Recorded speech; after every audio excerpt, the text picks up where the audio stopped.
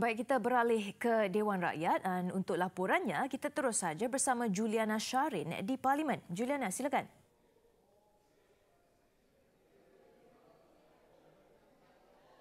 Azaria, kerajaan akan mengeluarkan nota bantahan serta-merta kepada Singapura berhubung pelanggaran prinsip hak kedaulatan negara berikutan penyiaran tata cara instrumen learning system ILS baru untuk menaik taraf lapangan terbang Seletar yang terletak hanya 2 km dari selatan Johor. Menteri Pengangkutan Anthony Loke Siu Fook memberitahu Dewan Rakyat walaupun Malaysia telah membantah penyiaran itu sebelum ini, Singapura tetap menyiarkan tata cara ILS pada 1 Disember lalu dan akan menguatkuasakan tata cara itu awal tahun depan.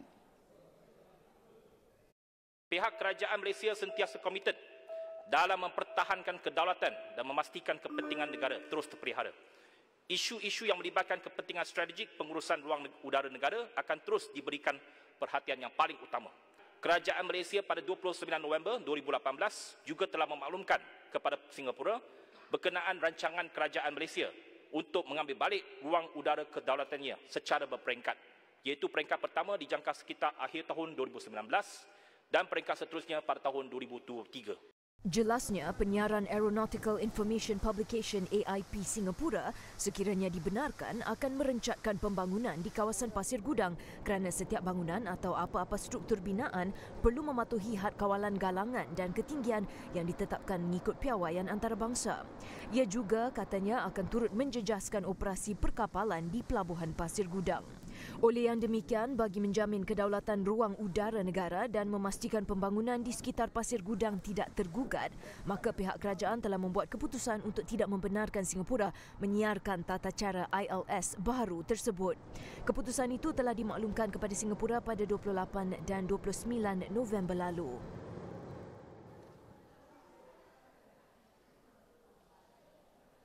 Kadar pengangguran bagi suku ketiga tahun ini mencatatkan 3.4%. Menteri Sumber Manusia M. Kulasegaran berkata ia tidak berubah berbanding tempoh sama tahun lalu.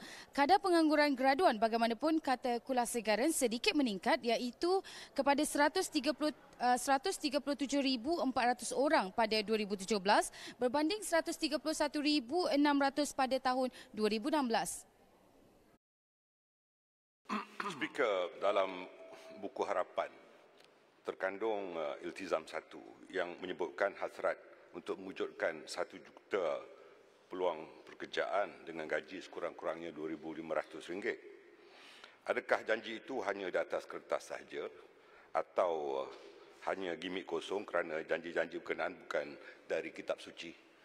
Bila kita menulis dan terma-terma di manifesto, itu semestinya akan dilaksanakan. Itu tidak, jangan agak-agak ia tidak akan dilaksanakan. Nombor 1. Nombor 2, meningkatkan gaji ke 1,500 adalah dasar kerajaan. Itu semestinya boleh dicapai dalam tempoh 5 tahun. Dan itu usaha yang pertama telah dibuat, di mana ditingkatkan gaji dari 1,000 ke 1,100. Telah pun dilaksanakan, yang akan dilaksanakan mulai 1 Januari 2019.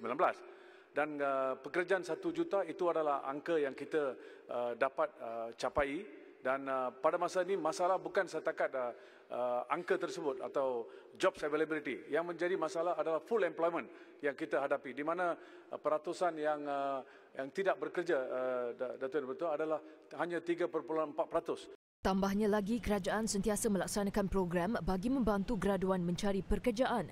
Antaranya program Job Malaysia yang telah dinaik taraf sebagai salah satu projek pembangunan kementerian. Juga program penempatan pekerjaan 3P yang mengadakan temuduga terbuka.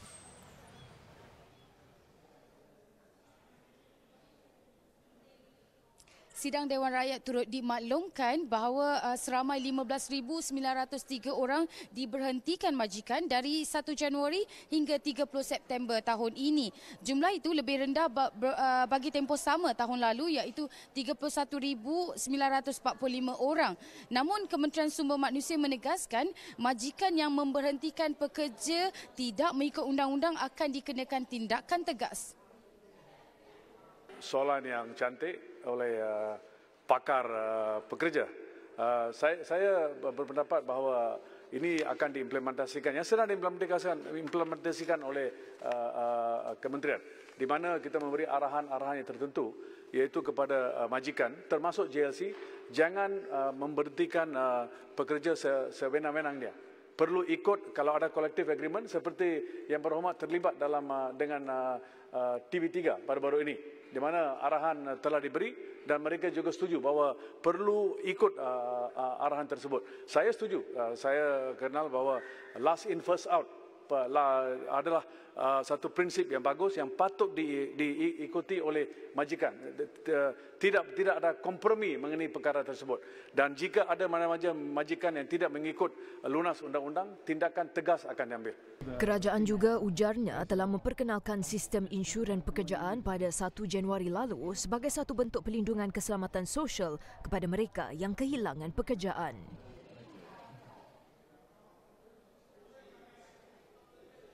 Kementerian Pelancongan Seni dan Budaya telah melaksanakan usaha bagi memastikan pemandu pelancong yang fasih berbahasa Mandarin mencukupi bagi mengatasi peningkatan pelancong dari China, khususnya di negeri Sabah. Menterinya Datuk Muhammadin Ketapi berkata ia termasuk inisiatif kementerian melalui penyediaan Institut Latihan Pelancong ILP di seluruh negara untuk mengendalikan khusus pelancongan. Pemandu pelancong yang fasih berbahasa Mandarin mencukupi bagi mengatasi peningkatan pelancong dari China. Apakah usaha kerajaan bagi memastikan pemandu pelancong yang fasih bahasa Mandarin cukup untuk menampung keperluan ini khususnya di wilayah Sabah? Bilangan pemandu pelancong berlesen bagi bahasa Mandarin di Sabah bagi timpun yang sama adalah 1,092 orang. Manakala 109 pula adalah berbahasa Cantonese, bilangan ini adalah mencukupi untuk menampung peningkatan kehadiran pelancong dari negara China. Dalam hal ini, usaha kerajaan bagi mengatasi bilangan peningkatan pelancong dari negara China, MOTEC telah meluluskan sebanyak 71 lesson Institut Latihan Pelancongan atau singkatan dia ILP. Untuk mengendalikan kursus-kursus pemandu pelancong dan khususnya bagi negeri Sabah.